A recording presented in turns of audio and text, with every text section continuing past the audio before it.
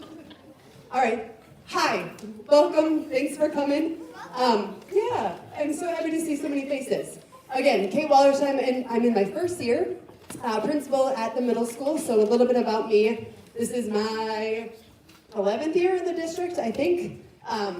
15 in education. So when I was hired in the district, I spent 5 years teaching in this building at the middle school level, and I moved up to the high school for about 5, and I came back as the principal. So super excited to be here. This is, in my opinion, the best building in our district, and I will die on that hill. Before we get started, just so I have a feel for the crowd, a show of hands, how many of you have had a student with us in the middle school before? So this is not your first time. Okay? So show me your hands if we are getting your firstborn. We are getting your oldest or only. Awesome. It's actually pretty split, half and half.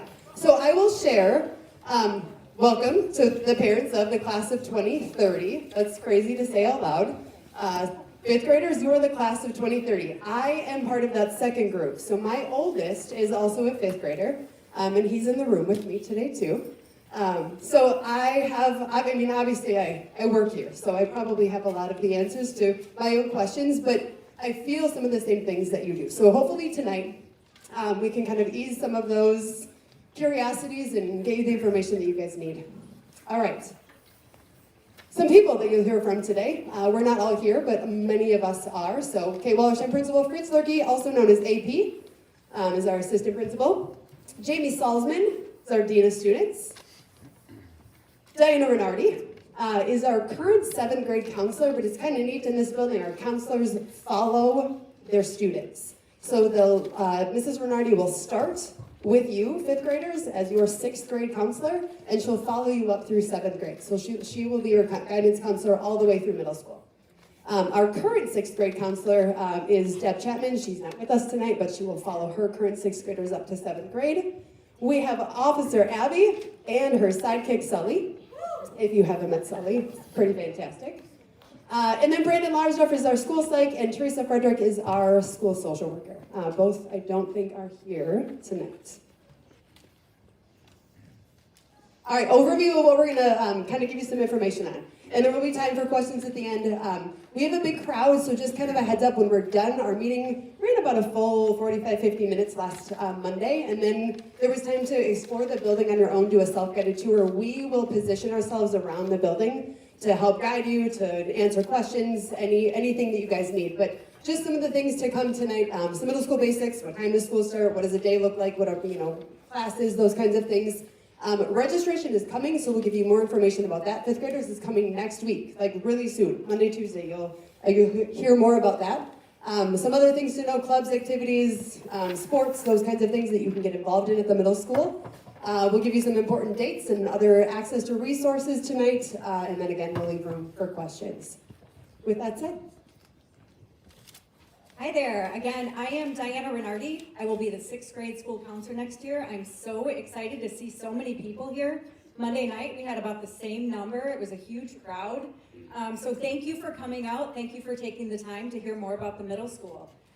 Let's talk a little bit about middle school basics. First of all, I just want to describe the middle school to you so you have an idea of how it's different than our junior high or elementary school. We run the school like a traditional middle school, which means we have teams or houses of core teachers. And our students are divided up into those teams or houses, kind of like a big school and a little school. The purpose of middle school, the goal of middle school is really exploratory for the kids. So they can try new things, try all the classes, the encore classes that we have, to get a feel for what's interesting to them, what are they passionate about, what don't they like. 7th grade, they'll have some choices on what classes to take, but in 6th grade, other than music, their classes are decided for them. So taking a look, let's start with what time they have to wake up in the morning. So 7:20 is our start time, which actually means they have to be in their first period class at 7:20. It's not when they can start coming into school. It means that first period class starts, attendance is taken. It's early. And I'll tell you, other than coming into a building with all of the different elementary schools and kind of navigating through that, getting used to that early schedule is a huge adjustment. And for parents too. You just have to make sure they're getting to bed a little bit earlier, they're getting that shower in. Buses start picking kids up about 6:30, 6:40.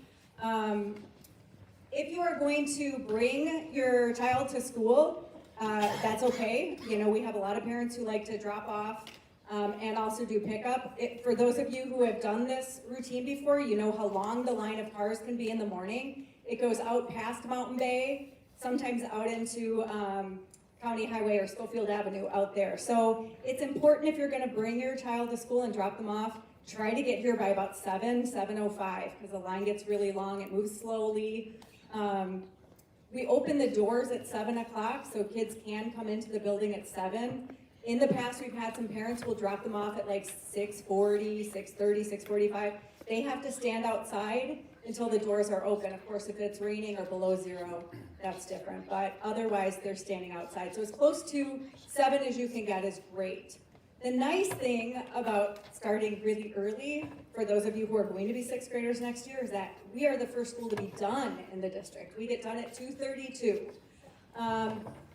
Buses will take them home. I think they stop at the junior high and pick the junior high kids up and head home. If you're going to pick your student up after school, just try to be here by 2:30, 2:45 at the latest, because there's no supervision after that.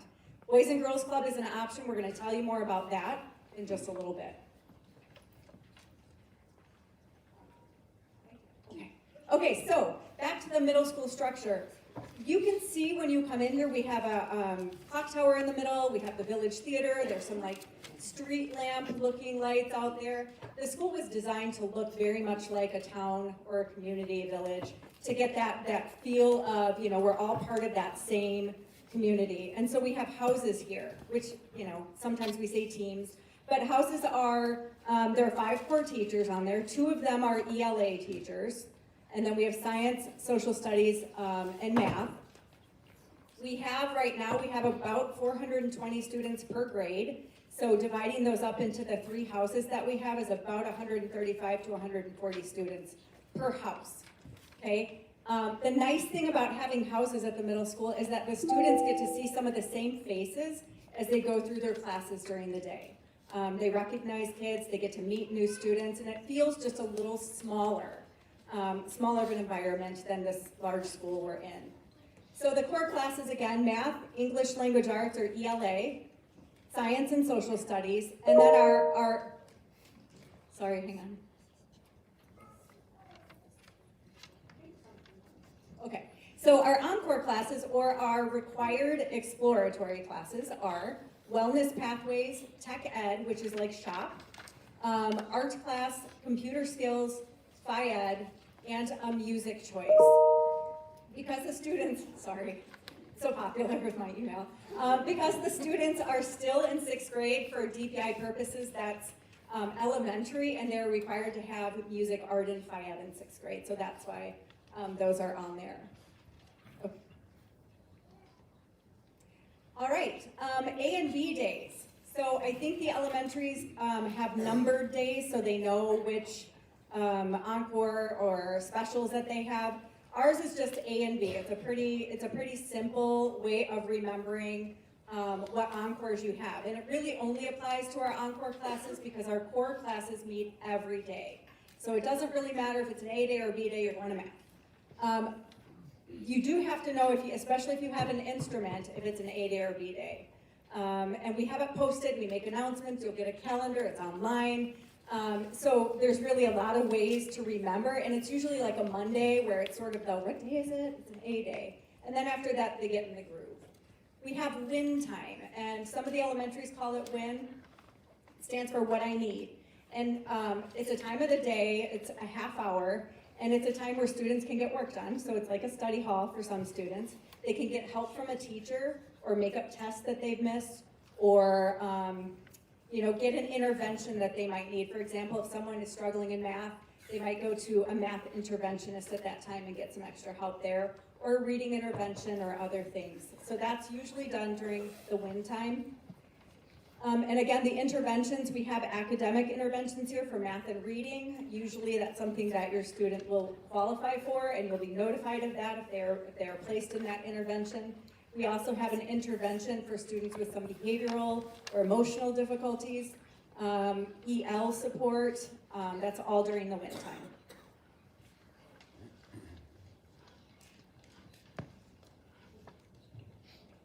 Okay, so this is the start of students and parents starting to make choices for courses that kids will be taking. And it starts in 6th grade with one choice, but you know, that's okay. That's okay, it's a big choice, it's music. And we have some really awesome opportunities here. So we have band, we have strings or orchestra, we have choir, and then we also have one called World of Music. So it's 4 choices. The 3 up there, choir, strings, and band, those are performance music classes. So if you decide, or you and your child decide that's what they want to take, just know you're going to have some concerts to go to. That's okay, my grandma, get it recorded, but there will be a performance that's required for those 3 classes, or performances. World of Music is kind of the one that doesn't have a performance tied to it. Because 6th grade, it's mandatory to have a music. If your child is not interested in music or does not want to perform, World of Music would be a good option for them. They do lots of different things in World of Music. When it comes to deciding what music to select, the music teachers from the middle school will be visiting 5th grade music classes next week. They're bringing some of the performers from the middle school to show off the instruments, some of the singing. They're going to explain what the music program is like at the middle school. They'll bring home an envelope with lots of details of our music program. And then you'll get an email on February 8th where you get to sign up for that music class. If you are a drummer, or your child is a drummer and wants to do percussion, make sure they're signing up for band. It'll all be in there, but then there will be a tryout, and there are 2 tryout dates coming up in March. So our middle school, similar to most of our elementary schools, follows a UDL model, so Universal Design for Learning. So what that is it's set up in classrooms where we differentiate our instruction to meet the needs of our diverse learners in the classroom. There are some honors options that exist at the middle school. At the 6th grade level, we have a math class that is grade accelerated, and that is for our students coming out of the challenge program. They continue that in 6th grade. There's an opportunity for to be identified as a student who'd be a good fit for a math accelerated program, and that happens with 6th grade teachers, and then they're placed appropriately in 7th grade. Another pretty cool thing that we have in the middle school is Honors WIN. We call it Inquiry and Innovation. So WIN, you heard about it, it's a kind of a study hall time of day. For students who apply and get into this Honors WIN, it provides an opportunity for them to really dig deeper and focus on some of those advanced learner skills. So this year, right now, they're diving into the Universal Declaration of Human Rights and looking at some, I think, human rights violations around the world and some action projects focused on that. But really neat things coming from that. So there will be more information to come, probably closer to the end of the school year, midsummer. Watch your emails for that information. Give you an idea what a sample schedule will look like is right up here. We have 5 main periods of the day where they are going to be taking their core classes. If you notice on the schedule up here, as an example, ELA takes 3rd and 4th period. Our ELA block is a 90-minute block, so it's back-to-back right now, where kids are in there for the entire time getting the instruction in that. Do take a little break, 90 minutes is a long time, so there's a little break in between, but the curriculum we have has that. And the other classes you're going to notice are social studies, math, science. Within there, you also notice that you'll have music and Fayette every other day. Music and Fayette you have all year, so they'll be swapping, taking that. And that's where kind of that A-B schedule comes into play. So for first semester, they'll be taking music. This student will be taking music A day, Fayette's B day, the next day, and then same thing second semester. But then some of the other courses, you notice where it's 5th period, or 5th hour, computer skills and wellness pathways would be first semester, A-B day, and then tech ed and art would be second semester during that time. So they always will have the same periods of the day all year will be their encore classes or, art, music, Fayette, those different ones. And then when this year's schedule happens to be right at the very end of the day, that is that extra period where they can get help from teachers, have a little bit of a study hall, whatever that might be. The scheduling timeline that we're going to be looking at is coming up. It starts with this. The process will start in the elementary schools next week. We've got a couple weeks. Your kids will be bringing home information from the elementary schools on what some different, their different choices are. We are going to have music teachers are going to be bringing students and instruments and things like that down to the elementary so the kids can check those out. Your elementary music teachers have already been talking to kids about these are some different instruments and these are some different choices that you may have when you get into the middle school that you can take. But actually seeing the instruments, I'll be able to try and play them and do things like that. When the teachers come down, we'll give them an idea. Scheduling is very complicated. Because of that, there's choices, with the music with 6th graders, but you add in the 7th grade, it kind of really gets things going. We don't honor parent requests for kids to be on a particular house. We basically just, the schedule is made through the computer program to try and make as many different student schedules as possible without having conflicts and having problems. So that makes it tough. I know some kids are like, oh my gosh, there's 100 kids or 25 kids in my class and I love it, it's great. I'm going to come up here, it's 400. Yeah, but you also get to meet a lot of new kids. By now, it seems like even in October, kids get, hey, you meet new kids, you meet different people. It's a great opportunity for the kids to kind of get in and change things up. You will find what your house is at Bridgeton Middle School. It is a program we have that is in August. It's usually 3rd week or so of August, right before school starts. Kids come here for a day. They get to meet their teachers, wander around the building, check out their schedule, do some different activities, meet some different kids that are going to be on their house, and basically kind of just transition period for them to be here. That's when you'll find out. We also have an open house during that time, a little bit later on, that if you by chance can't come to Bridgeton Middle School or don't, you can get your schedules. You'll find that stuff out about that time. So that's usually about 2nd, 3rd week in August, right before we get started. Scheduling timelines, though, again, the music classes are going to come. Music teachers are going to come to the elementary. The music selections need to be done by February 17th. And at that time, that's when we'll start figuring out how many sections we need, whatever particular classes the kids are going to be in. And it gets to the point where we are going to get down to the nitty-gritty where we make a decision. We are doing schedules. After that point, it might be very difficult if somebody has a change of heart and says, wanted to take trumpet, but now I think I want to take violin. Ooh, that's a big change. It might be really difficult to try and change it over. So as much as possible, if you can make your decision right away and hopefully make the right one, that would be a huge, huge benefit to try and make sure that we get everybody what they would like. 5th graders, thumbs up means yes, thumbs down means I had no clue. Did you know that the middle school music teachers are coming to your elementary schools next week? We got a mix. They're coming. Monday and Tuesday, they're coming. One of those days, they'll be at your school. So something to look forward to maybe for early next week. Grading at the middle school. So grading, maybe you've heard the term SVG, standards-based grading. It's actually what happens at the elementary level too. So basically at every grade level, we set standards of proficiency. So what we want our kids to be able to do by the end of this grade. At the middle school, well, at all levels, is content specific, right? So in ELA, we want them to be able to do this by the end of 2nd grade, so on and so forth. So no different when we get to our level and no different as you work your way up. The focus though, and the reason I'm going to pause on the slide for a second is that 3rd line down in the blue box. So what meaning do we want a grade to convey? It's a question I think that really drives our instruction in this building, and making sure that the grades we use, that parents can see and that you have access to through Canvas, really communicates what your student knows and what they can do with that information.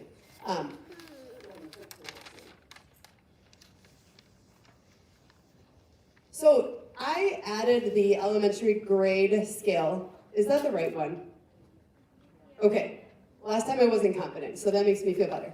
I added the grade scale. So these are the letters that you are used to seeing through elementary school, students as well. And what I did, you've been measured against a 4-point scale, right? And probably with report cards, you're given some kind of rubric that explains what a 1 means, what a 4 means, and that communicates what your student knows and can do with those standards. So as you work your way to the middle school, we're kind of the next step. Okay, so we're moving up a little bit from that 4-point scale. And we're attaching those more traditional grades that you and I were used to seeing as we worked our way through school. So you will get report cards that have A's and B's and A's and B's, right? Totally kidding. Because we learn, right? And sometimes learning is a journey. So in the middle school, we use a 7-point scale. So we add half points along the way to kind of communicate progress and be able to show that in between, like we're not quite there, but we're on our way. So you will see letter grades, and you'll notice on our scale at the middle school, at quarter time, you might get a grade that's an LP, or you might see something in Canvas that says NE. So new letters, and we'll always have a rubric for you so that you know what they mean. But if you look, you guys, they're real similar to what you're used to seeing in the elementary school. So a 0 means I don't have any evidence. So a teacher might not have received the assignment. Maybe your student was absent on the day they took the test. So a teacher would enter an NE into Canvas as an indication of I don't have any evidence, I can't grade them, so I have no feedback for you yet. I don't know what your student knows and can do with the information I taught them. It shouldn't stay in NE. That would obviously get replaced once that assignment was turned in or the test was taken and graded. An LP, it aligns with our elementary scale. We're not meeting the grade level standard. Okay, so an LP on a grade or on a report card means we're not quite there. Okay, but there's evidence learning is in progress.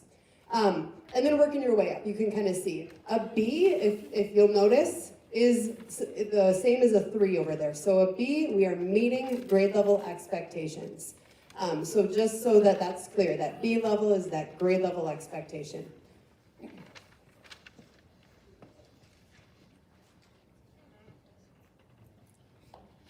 Hi, Jamie Salzman, Dean of Students. We're going to talk about the core values of the middle school. Right now, our core values are a little bit different than what you see up there. Our 3 core values are taking care of self, taking care of others, and taking care of our school. We're actually transitioning right now to more of the secondary core values, which is what you see up on the screen. Doing what's right, caring for everyone, and embrace excellence. It's the same core values that they have at the junior high and the senior high, and we base all of our behaviors, all of our incentives off of those core values.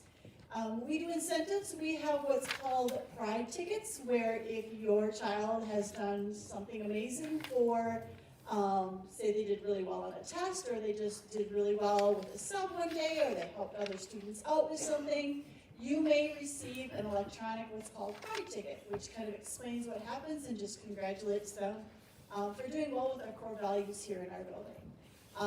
We have Friday weekly drawings.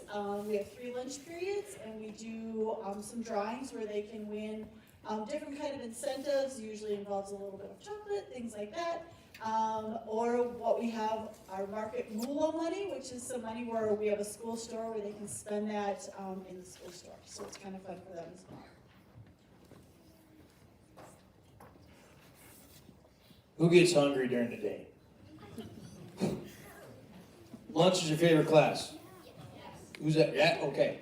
Well, I get hungry during the day. Very similar to what you guys have at the elementaries right now. We have breakfast every morning. The kids can take that. We also have, obviously, hot lunch. Kids can have that. The difference between what we have and what the elementaries have is what the kids can pick. Would you eat pizza every day if you could? Ooh, hey, you're one of the rare ones. Kids can pick, they can have the regular hot lunch that they get during the day, but they also can have what we call a la carte items. So we usually always have cheeseburgers, hamburgers, chicken sandwiches, slices of pizza. They can get ice cream and get juice. They can buy all those different things every day during lunch. But you got to pay for them.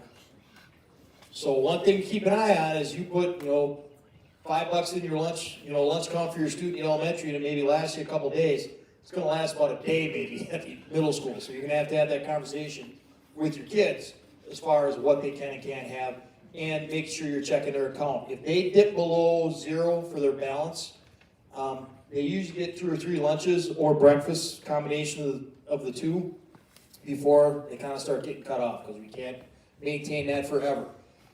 We have 3 lunch periods, and so whatever house you're in, you will be in that particular lunch period. every time. We usually have about 15 minutes, 20 minutes for the kids to eat lunch. Then they head outside for recess. Trust me, we want them to have recess still at this age, 6th and 7th graders. If you are interested for reduced lunch, we still have that program here as well. You can apply for that. That includes breakfast and lunch in that program. And we will have information about that at the beginning of the year. You do have to apply for that every year. So even though you maybe had it in elementary, you're coming up here, you need to reapply when you get here. Other little basic tidbit things are attendance. Okay, in elementary school, if kids, they got sick, you get more sick. I was 15 or 13 years down principal at Weston Elementary. Elementary kids get sick a lot. Or once we hit middle school, it kind of started changing a little bit as far as the expectations. If you had kids that weren't coming to school, we kind of called mom and dad and said, hey, what's up? Kids aren't coming to middle school, we start talking to the kids saying, why aren't you getting to school? We're putting more of the responsibility on them. Get yourself up, get yourself ready, get yourself to the bus. You can get here. Attendance is based on 10 days. The kids are allowed to have 10 days absence during the year without, necessarily anything particular. If you call them in, that's excused, they get 10. After that, we maybe need to start requiring a doctor's note. And we'll let you know. Gets beyond that, we might be looking at possibly truancy proceedings, having the kids have sanctions, things like that. So it's really important you communicate with us what's going on. Give us a call, what might be happening with your kids. We do send letters. And my rule of thumb is we send letters, and usually we start sending them. People are like, oh, hey, why am I getting this letter? We're obligated to do two things. Number one, we're obligated to let you guys know, hey, where are you at as far as your child's attendance? And a lot of times parents are like, oh, geez, I didn't really realize it's been that many. So we tell you, we send the letters to you to kind of fill you in and let you know. The second thing is also to say, they need to start getting to school, please. Really, really important, especially now, you're starting to get to middle school. And I always like to say, they're 5 years away from graduating. It really starts ramping up once they get here and they get going. 5 years and they're in their senior year. And there's so the intensity and the rigor, difficulty, it really starts to crank up right now. Being gone really hurts. It's not the same being on your, doing homework on your iPad or anything else like that. We need to be here. If there's unexcused absences, which basically means parents didn't call, or you hit your 10 days, you don't have any more excuses, your kids need to be here, that's when we also start looking at truancy proceeding. But bottom line is you're going to get the letters. If you get a call from me, that's when we got to start worrying about stuff. Other than that, we're just kind of filling you in, giving you information. And a lot of times, what we want to do, we want to work. We want to get the kids here so that they can, bottom line, they're in school to learn. They got to be here for us to teach them. So that's kind of where we're really at with that. Other things for you guys. You got cubbies right now. Okay, hang your jacket up, everything else. When you get here, you're going to get a locker. You're going to have a locker, you're going to have a combination. So you're going to have to figure out your combination so that you can get in and out of your locker. Stash everything in there. Your jacket, your books, your lunch. You can bring lunch. You bring cold lunch, hey, great, throw it in there. You're going to put your iPad in there when you don't need it, which is not much during the day. You pretty much need to have it all the time. You're going to have all your stuff in there. So we want to get good with combination locks. You're also going to have a combination lock down in the gym because you are going to change for gym class. So big thing, not real good with lockers. Mom and dad has one around. Lock combinations, start practicing that a little bit. Your backpack's going to go in there, which is awesome. But when you look at your backpack, do not bring the ones with wheels, probably ones with handles. They won't fit in your back, they won't fit in your locker. Guarantee it, if they got the hard, stiff bottom, they're not going to fit in the locker. They need to be a little bit more flexible. So don't get ones with wheels or handles. In Fayed, you're going to have a locker, you're going to change. You don't need to have anything special other than a pair of shorts, t-shirt. Change into it, go to Fayed. If you wear sandals or Crocs, Crocs don't work when you're going to be running the mile or you're going to be playing basketball. So if you wear those, hey, great, bring a pair of tennis shoes on your Fayed days so that you make sure you can change into those.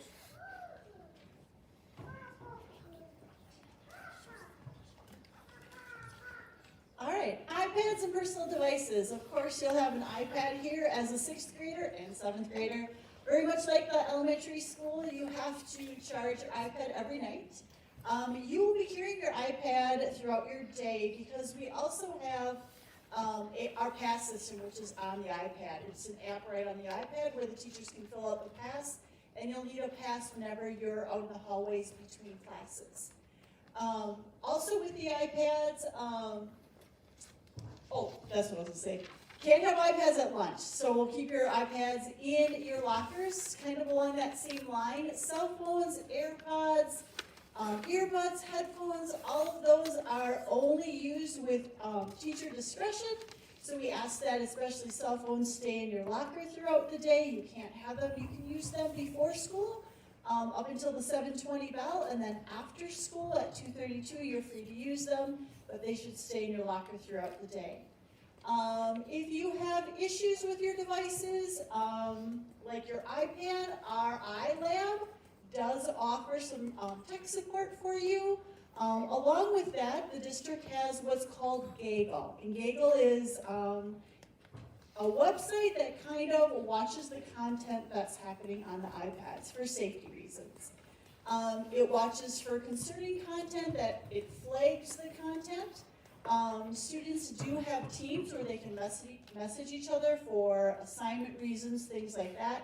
But if there's inappropriate things, pictures, content, messages, things like that, it does flag that, and we get a message if it would be like self-harm, anything about bullying, harassment, fighting, things like that. We get notified of that, and then we investigate that situation. So even though the iPads are a huge educational device for our students, we are monitoring what is being done on the devices as well. Okay, some other things to know. Health room visits. We have a health room. It's a good thing. The thing here is that we are not allowed to have our cell phones in our classes, so you should not be receiving a text from your 6th grade student saying, "I don't feel well, please come and pick me up." So there's a process and there's a protocol in place for a reason, so we know where our students are, and so we can communicate home with you. So students, obviously, if they're not feeling well, can leave class and check into our health room. Our health aide will do an assessment and make that determination, call home. So we ask that you help us with that procedure. So wait for that phone call from our health assistant. If you happen to get a text, encourage your student to go down to the health room so we can track that and know where our 6th graders are at all times. You maybe saw walking in, we do have a Boys and Girls Club that is in our school every day after school. So it's kind of a really neat opportunity for some of our 6th and 7th graders, if they go home after school and maybe mom and dad are working until 5:30 and they're home alone for a little bit, just kind of hanging out. It's a neat place to go, check in, be social. There's ping pong tables, there's maybe a pool table, I don't know, all kinds of things. They do have a power hour where they sit and they do their homework. So a neat opportunity to be social. There is a $20 annual yearly fee. So just keep that in mind when you're signing up. But more information to that, or for that, will come as we head closer to the beginning of the year. Speaking of the beginning of the year, Bridge to Middle School, you heard from AP. So it's not required, but we strongly encourage all of our 6th graders to attend if you can. Realize that end of August, we're finishing up maybe some family vacations. It's the end of summer. Hard to think about going back to school, but you're all going to be really excited to come to middle school, right? So it won't feel sad at all. Yeah. So Bridge to Middle School, you guys, it's a one-day orientation where the building is, we are here for our 6th graders. So all of our 6th grade teachers come in.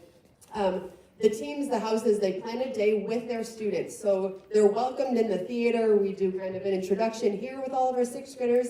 Then they go with their house teachers. They go through their schedules. They access their lockers. They practice their combination. They do team building activities.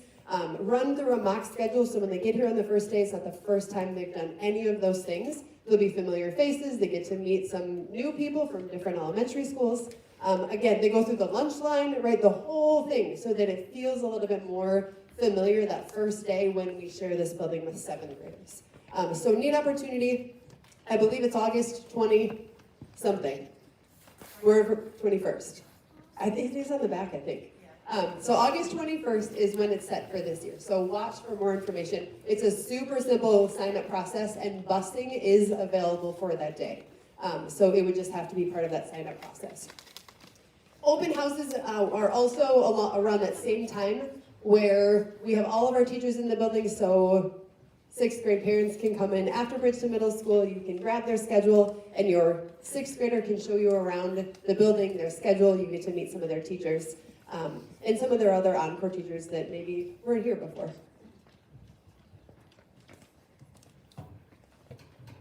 One of the great things about the middle school, when your 6th grader comes up, and for you guys as 6th grader, we got a lot of stuff going on after school. We have a lot of things that are happening with sports and stuff like that.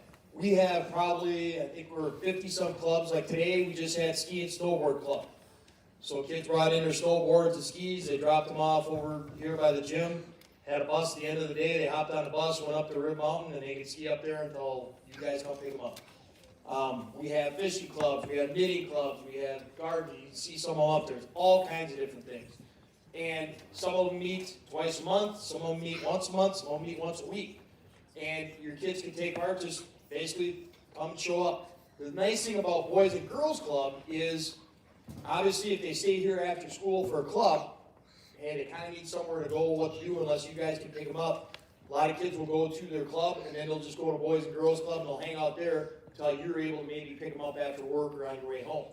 So the two of them kind of work really slick together and provide a lot of really cool opportunities. You know, my two favorite ones are fishing club, and then we're starting a trap club this year. So I'm pretty excited about those. Monday, I think we're going to be doing some casting and fly tying for fishing club. So that'll be a good time. And sports, we start sports in 6th grade. It's interscholastic, which means if you are on the cross-country team in fall, you are going to compete as the DC Everest Middle School, and you will go race against Horace Mann Middle School up in Wausau, John Muir, Stevens Point, or Wisconsin Rapids. So we have our team. We start competing against them.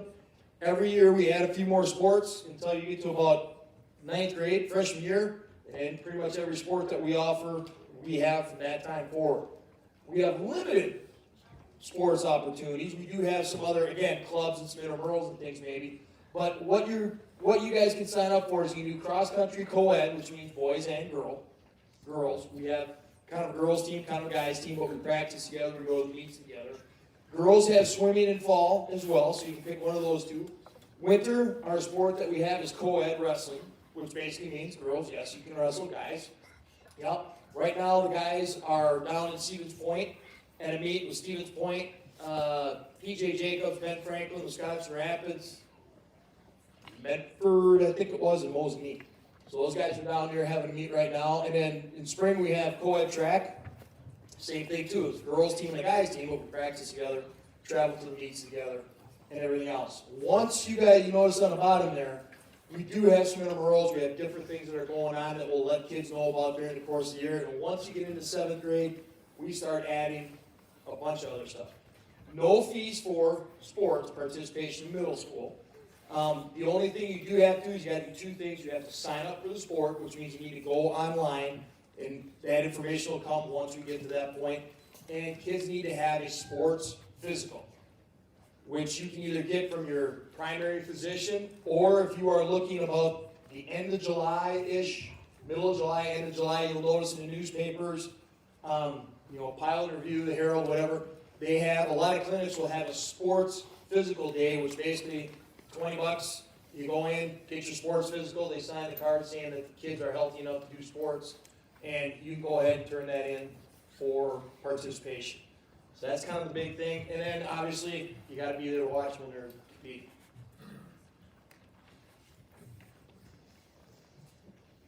All right, so how to stay connected. This is actually our last slide. So a bunch of ways that you guys can figure out what's happening at the middle school. You could do it now, so you kind of have a window into some of the things that we do and some things to look forward to. Obviously, our school website, you can access that anytime, so go to the DC Everest webpage, navigate to the middle school, and on our website you'll find all kinds of information. So that A and B day schedule you heard about before, any activities, our announcements are posted on our website as well. So every morning at the first bell, they go on the announcements and go through the things that are happening in the day for our students. So we also post those for parents to read. Access those on the website. Infinite Campus, connected to your email. You probably sometimes feel like you get a lot of emails from Infinite Campus. I probably got one today. It was a reminder of this meeting. So it is a really good way for us, excuse me, to blast out an email to a large group of people and make sure that everybody gets the same message. So don't ignore those. I know that sometimes there's chunks of time where it feels like they're coming pretty frequently, but pay attention to the content of those because those emails are obviously intentional and have valuable information in them. We do have a Facebook page. You can like it. You could like it today. And periodically we post things that are happening in the building. So some neat things in our classrooms and some different field trips that our 6th and 7th graders take. So that would be a cool window in. Canvas is something you're familiar with even at the elementary level. So our learning management system, it's where you'll access grades. It's where you can see your students' assignments and to-do lists. There is a difference between a student Canvas and a parent Canvas app. So, and even a login. So you should have your own parent login and not use your student's login because then you have view of all of the things on their to-do list and they don't go away. They don't, if they click them off the list, they stay on there for the parent view. So other advantages, you can kind of act as a monitor and you can kind of act as somebody watching in those classes, how they're doing, looking for those assignments that are maybe missing. You see those NEs or you know, you're seeing all the things that are coming in projects, whatever. We do also send home a quarterly newsletter through an Infinite Campus Blast. So just kind of here's what's happening at the middle school. Here's some important dates that are coming, some things to look forward to, and we send that to all of our middle school families. So this is not me. It wasn't the last slide. Little tidbits, just kind of odds and ends. Again, we talked about the level of expectation a lot higher. Homework, the kids will be having homework probably every night. So they should set aside time for those things to get done. We have that 30-minute window, but we don't necessarily have a full period study hall during the course of the day. So kids will have that expectation. So when they go home, the great thing is you have that Canvas page. You won't necessarily go, what do you got? I don't know. You can look on the Canvas page and you know exactly what your kids are going to have. You also will get notifications called the WinDoc. If your student starts falling behind and not having assignments completed, you'll start getting notice about those things that they are falling behind. 7 classes plus Win. So, a lot of things happen. It's not one teacher. Everything's handled by them. Now it's like when we went to high school. Different teacher for every class, traveling around, go through the backpack, check things out, make sure that they kind of get into that habit of really knowing what's going on. A lot of kids have trapper keepers that they use for all their homework, their notebooks, and their folders and stuff like that. Or accordion files that they kind of use to organize what they're doing, how they're doing it.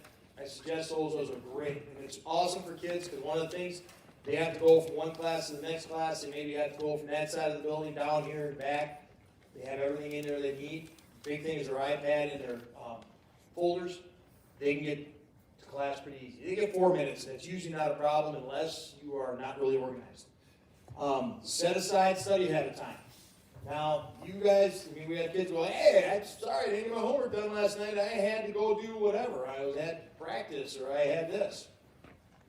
Nope, you need to get your homework done, okay? Those are not going to be Wednesday night. We don't have usually confirmation, CCD, stuff like that. We don't do a lot on Wednesday.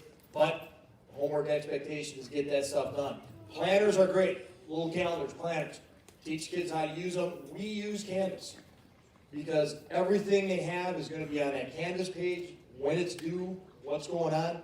It's all right there, but some kids really like to have that planner, that calendar laid out there. They can look at it. If your child is one of those kids, I really strongly suggest get one.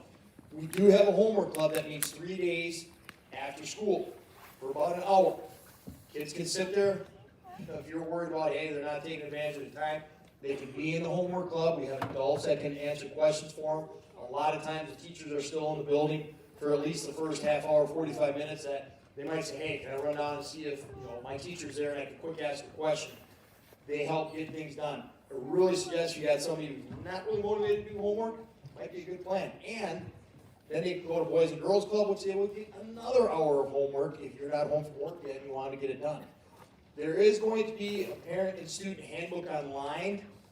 We are against killing trees anymore, so we put it online, but it's got a lot of really important information, and you know what, you guys would be here all night if we had to tell you everything you need to have, everything you need to know. So we put that in that handbook, so that'd be a great thing for you guys to check out once that, and we change it every summer, updated schedules and all that kind of stuff. So when you guys are getting your information starting about August, that'd be the time to start looking for that on our school website. All right, so that was the last slide I let you go for. So thank you for coming. At this time, a couple of us will stay up here. So if you have questions, by all means, bring your questions to us.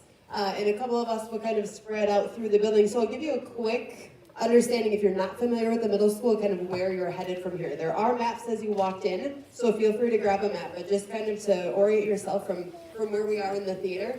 If you walked in, you probably saw the gym, right? So if you head down this hallway, you'll see the gym. If you go into the hallway behind it, it's our art rooms and our face rooms, so you can kind of explore that area. If you go down this hallway, this is where our tech ed and our music rooms are going to be, so you can peek into the band room, the orchestra room, our choir room, and our tech ed room.